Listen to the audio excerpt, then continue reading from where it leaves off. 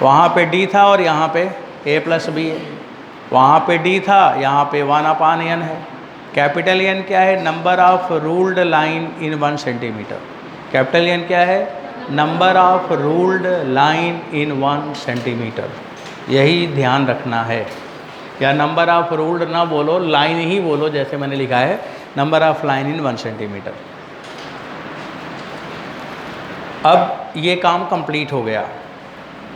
बच्चों एक छोटा सा इंफॉर्मेशन और लिख लीजिए आप। अब आप लिखेंगे डिफ्रैक्शन थ्रू सर्कुलर अपर्चर। क्या लिखोगे? डिफ्रैक्शन थ्रू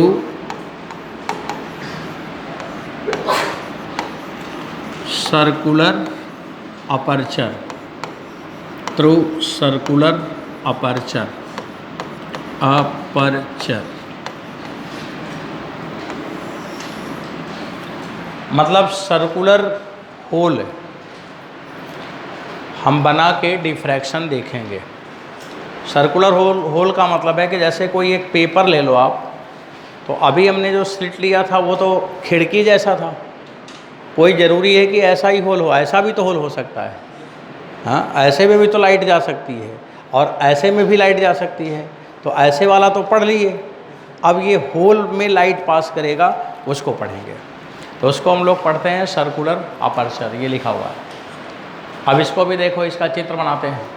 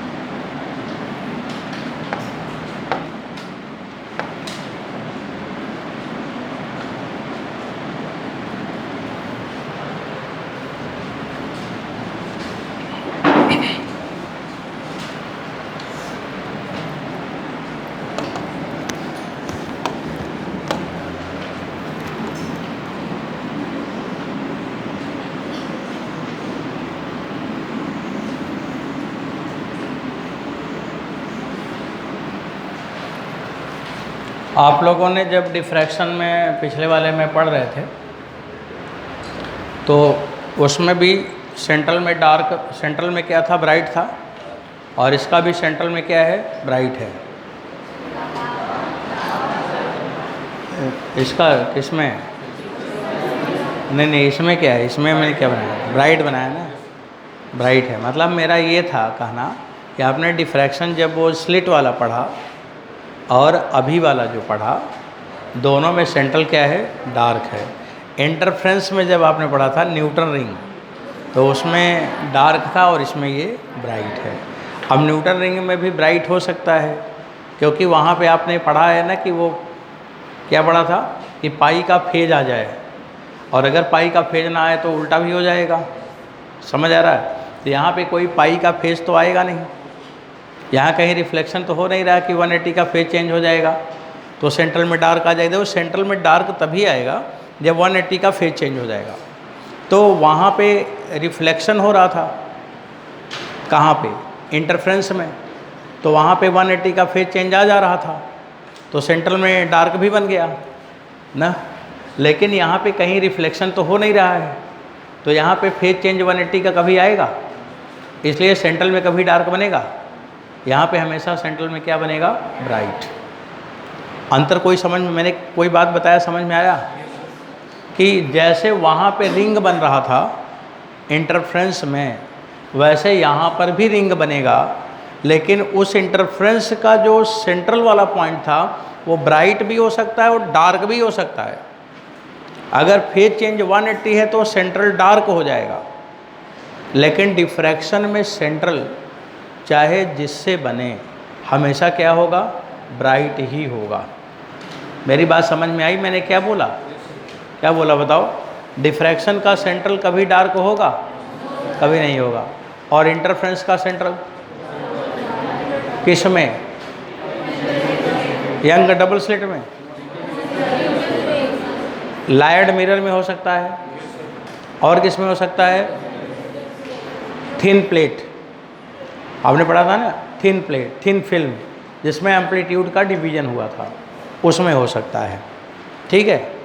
और किस में हो सकता है, लायर्ड मिरर, मतलब कहाँ पे हो सकता है, जहाँ पे रिफ्लेक्शन हो रहा हो, जहाँ भी रिफ्लेक्शन हो रहा हो वहाँ पे सेंट्रल का डार्क ब्राइट दोनों पॉसिबिलिटी है।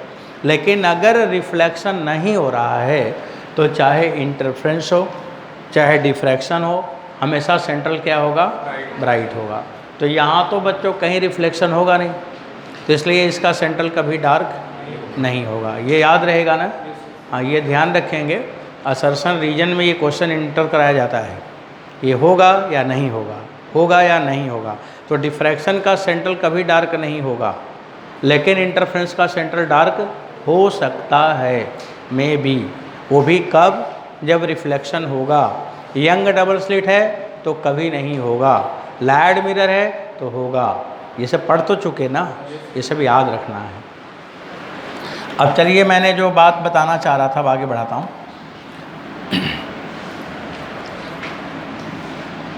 ये डिफ्रैक्शन पैटर्न है सर्कुलर अपर्चर के लिए। अब आगे बच्चों कुछ इधर बना दूँ, ये होल है,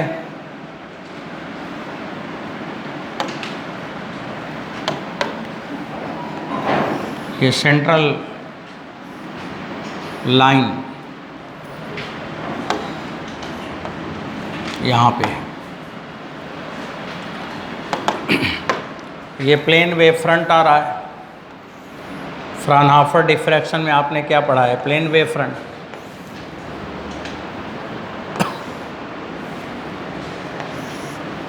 ये प्लेन वेव फ्रंट आ रहा है।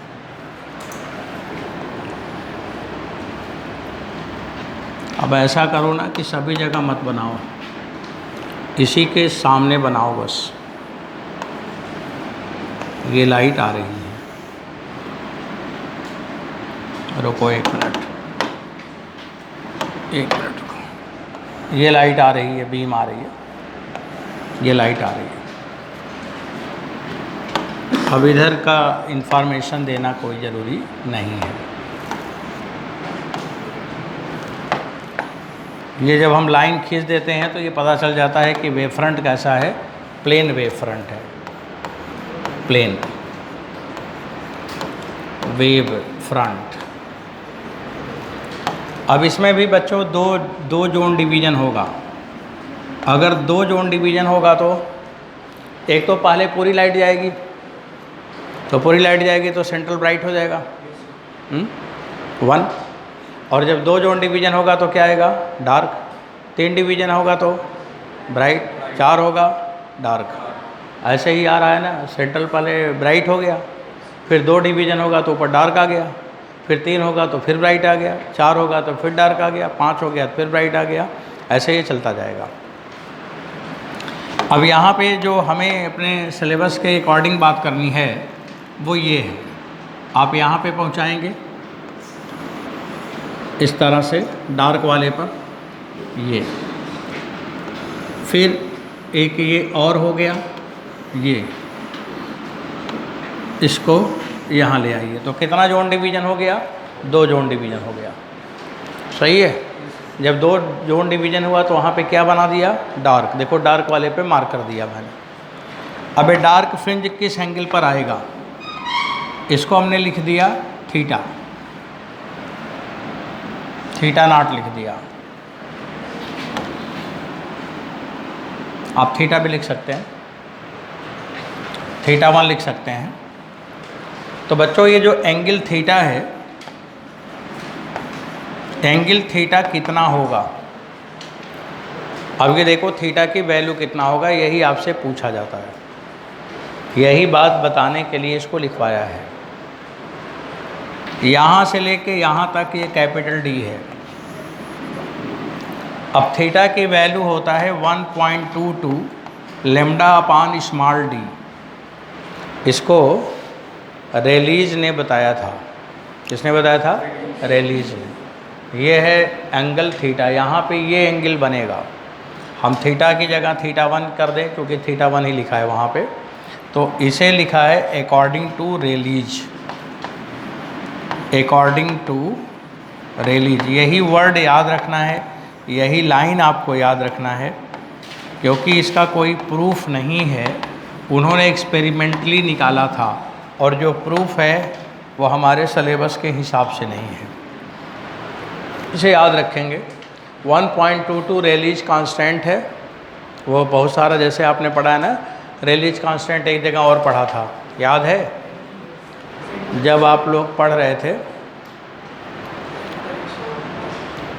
इंड करेक्शन, तो उसमें 0.6 आया था, 0.6 से कुछ आया था ना, उसमें क्या आया था 0.6 इंड करेक्शन में कुछ आया था ना कि जो लेंथ होता है वो प्लस कुछ बढ़ जाता है, तो कितना बढ़ जाता है 0.6 आर। आर माने radius of tube, resonance tube, भूल गए क्या? तो वही रेलीज का जो 0.6 था, तो यहाँ पे क्या है 1.22 है। तो ये 1.22 वर्ड याद रखना है, नंबर याद रखना है। ये 1.21 भी पेपर में जब आता है ना, तो 1.21 भी रहता है, 1.23 भी रहता है, 1.22 भी रहता है।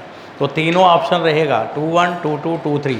तो हमें ध्यान रखना चाहिए कि 1, 2 के अलावा 3 नहीं है, इसमें 3 नहीं है, 1, 2 है और 2 2 बार है, 1 1 बार है। हाँ, केवल किससे बना है, 1 और 2 से, 1 1 बार और 2 2 बार। याद रहेगा ना? नहीं तो 1.21 लिख के चले आए, 1.23 लिख के चले आए, बस इतना ही तो करना है, उसका तो नंबर सीधा मिल जाएगा। तो इसे याद रखना है कि 1 1 बार 2 2 बार, 1.22 लेम्डा बाई डी, ये थीटा है। इसी को अभी थोड़ी देर में हम लोग बोलेंगे लिमिट ऑफ रेजोल्यूशन। क्या बोलेंगे? Limit of resolution. और ये लिमिट ऑफ रेजोल्यूशन होता है टेलीस्कोप का। अभी थोड़ी देर में उसको भी लिखूंगा, अभी फ़िलहाल जो है उसको लिख लेते हैं। तो ये थीटा 1 हो गया। अब देखो 1 से मल्टीप्लाई है, ये थीटा 1 हो गया। कितना जोन डिवीज़न है? 2 डिवीज़न है। अब अगर 4 जोन डिवीज़न होगा तो यहाँ पे 2 × हो जाएगा, जैसे उसमें लिखा था n लेम्डा 2 लेम्डा 3 लेम्डा। तो ऐसे 1.22 लेम्डा बाई डी में 1 से मल्टीप्लाई हुआ, अगला वाला आएगा तो उसमें 2 से हो जाएगा, अगला वाला आ जाएगा तो उसमें 3 से हो जाएगा। पर वो हमारे सिलेबस में नहीं है, आपके सिलेबस में नहीं, उतना आपको नहीं जानना है, बस इतना ही जानना है जितना लिखा है। अब बच्चों आपसे पूछा है कि radius of first dark fringe, radius of first dark fringe, कोई बता दो radius of first dark fringe कैसे आएगा? R1 बराबर d × θ1, d दूरी पे है ना, तो d × θ1 बराबर क्या रहा? 1.22 लेम्डा डी अपान स्मॉल डी। कहने का मतलब उसमें लेम्डा डी बाई डी था और इसमें क्या है, लेम्डा डी बाई डी में मल्टीप्लाई किसका है? 1.22 का। जब दूसरा वाला आएगा तो भी लेम्डा डी बाई डी होगा। तो जो एंगुलर विड्थ सबका होगा, जो रेडियस के बीच की विड्थ होगी, वो सबका बराबर होगा। और ये इसका रेडियस है डार्क फ्रिंज का। अब दूसरा डार्क फ्रिंज का रेडियस निकल जाएगा, ब्राइट का निकालना है तो यहाँ पे क्या लिखोगे? जहाँ पे 1 है वहाँ पे क्या हो जाएगा? 3/2, 1.5। सुनो पहले ध्यान से, अब आपको भाई आपका सिलेबस इतना ही है, लेकिन थोड़ा आगे का भी बात जानेंगे तो रुक जाएगा, नहीं तो उड़ जाएगा। अगर पहला डार्क है तो 1, ठीक है। इसके बाद पहला ब्राइट आएगा, डार्क के बाद क्या आएगा, ब्राइट आएगा। तो ब्राइट आएगा तो 1 के बाद 1.5 है, 1.5 आ जाएगा। फिर दूसरा डार्क आएगा तो 2, तीसरा ब्राइट आएगा तो 2.5, चौथा डार्क आएगा तो 2, हाँ 3, हाँ 3 के बाद 3.5, फिर 4, फिर 4.5, फिर 5। तो जो 4.5 वाला है वो सब ब्राइट है, और जो नंबर वाला है वो सब डार्क है। समझ आया? तो कोई सवाल आएगा तो लगा लोगे कि नहीं? बाकी आपको आना इतना ही है, पर वो हम लोगों को पता रहता है, क्योंकि प्रैक्टिकल करने वाले इंसान को ऐसे ही पता रहता है। वो बहुत ज़्यादा थ्योरी के चक्कर में नहीं फंसता, क्योंकि वो प्रैक्टिकल करेगा ना, तो उसको ऐसे ही पता रहता है कि ये आ रहा है तो ये है, ये आ रहा तो ये है, ये आ रहा तो ये हो रहा है। थ्योरी बनाने वाला बनाए, थ्योरी तो गलत होती है, तो थ्योरी के पीछे हम कैसे जाएंगे? तो इसलिए आपको ये भी आना चाहिए। हो गया? तो बच्चों ये सर्कुलर अपर्चर से पूछा जाता है कि कैसा बनेगा पैटर्न, और ये बोलता है कि फर्स्ट डार्क रिंग किस एंगल पर आएगा, और इसमें कुछ आपके एनसीईआरटी किताब में नहीं लिखा है, तो उससे आगे तो आना भी नहीं है। तो एनसीईआरटी किताब में इतना ही लिखा है, इतना ही आपको जानना है। जान गए? अब चलिए थोड़ा और आगे बढ़ते हैं। अब बच्चों लिखेंगे यहाँ पे लिमिट ऑफ रेजोल्यूशन, एक वर्ड लिखेंगे, limit of resolution. Limit of resolution ये भी हमारे लैब मैनुअल में भी है और आपके पेपर में भी कई बार आया है। Limit of resolution, limit of resolution का मतलब क्या हुआ? ये इंस्ट्रूमेंट्स जैसे टेलीस्कोप, माइक्रोस्कोप से रिलेटेड बात मैं बोल रहा हूँ इस समय।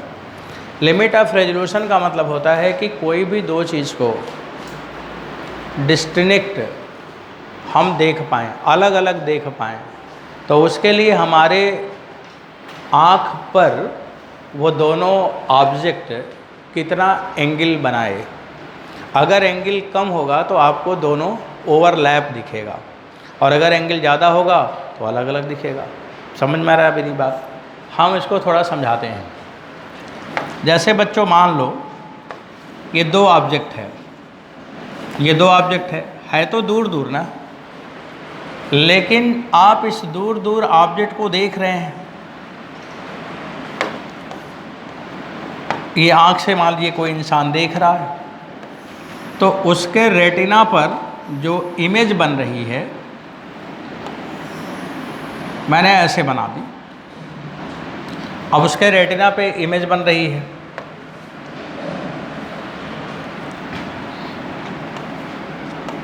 ऐसे बन रही है, यहाँ पे बन रही है, ये वाला बन रहा है, और इसी जगह ये वाला भी बन रहा है।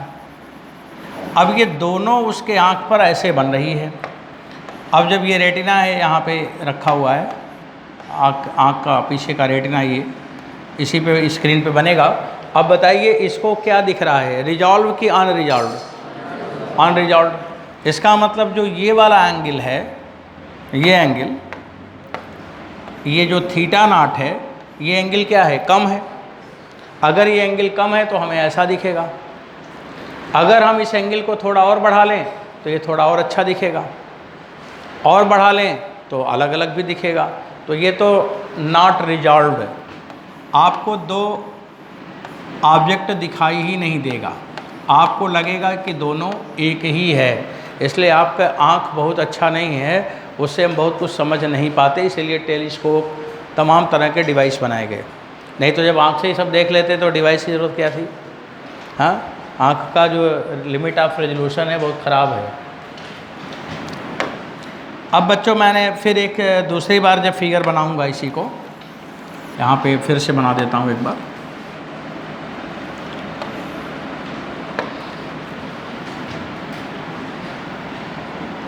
अब वो रिजॉल्व क्यों नहीं है? जैसे अगर आपसे कोई पूछे कि नॉट रिजॉल्व्ड, ठीक है मैं तो समझ गया, मतलब लेमैन की भाषा में आप तो समझ गए, कम पढ़े लिखे की भाषा तो आप समझ गए। पढ़े लिखे की भाषा क्या है? अब इसमें ये बताएंगे कि इसकी मैक्सिमा और इसकी मैक्सिमा अलग अलग नहीं हो पा रही है। जो डिफ्रैक्शन पैटर्न आएगा, जैसे पहले का डिफ्रैक्शन पैटर्न ऐसे आ गया, ऐसे थोड़ा आपको दिमाग में बात ये भी होना चाहिए, पहले का ये आ गया तो दूसरे वाले का जो पैटर्न है डिफ्रैक्शन ही हो रहा है और ये इस तरह से चल रहा है, तो ये दोनों मिक्स है, ये दोनों अलग अलग नहीं है। अगर इसका मैक्सिमा और इसका मिनिमा एक जगह आ जाए तो हमें अलग अलग दिखाई देगा। मतलब एक मिनिमा हो गया तो डार्क हो गया, एक मैक्सिमा हो गया तो ब्राइट हो गया, तो हमें वो दिख जाएगा। ऐसे दूसरा वाला भी दिख जाएगा। तो कब अलग अलग दिखेगा?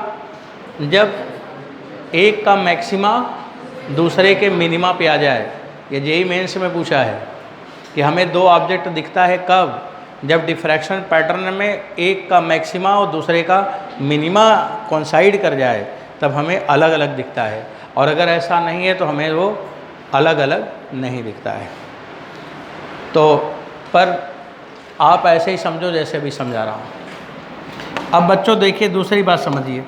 अब आपने ऐसा एंगल रखा, मान लो कि ये वाला, ये ऑब्जेक्ट का इमेज और ये ऑब्जेक्ट का इमेज ऐसा आपको दिख रहा है। अब बताइए रिजॉल्व हो गया कि नहीं? तो इसको हम लोग क्या कहेंगे? Resolve, well resolve. ये रिजॉल्व है, आपको अलग अलग दिख रहा है। अब अलग अलग दिख रहा है तो ये जो एंगल है यहाँ पे थीटा नॉट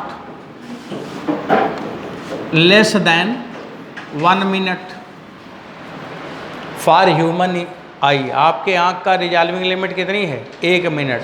अगर आपके आँख पर दो ऑब्जेक्ट 1 मिनट से कम एंगल बना दे तो आपका आँख कभी अलग अलग नहीं देख पाएगा। तो आपके आँख का रिजॉल्विंग लिमिट क्या है? 1 मिनट, माने 1/60 डिग्री। कितना है? 1/60 डिग्री, 1 मिनट। ये रिजॉल्विंग लिमिट है। आपने लिमिट जान लो पहले।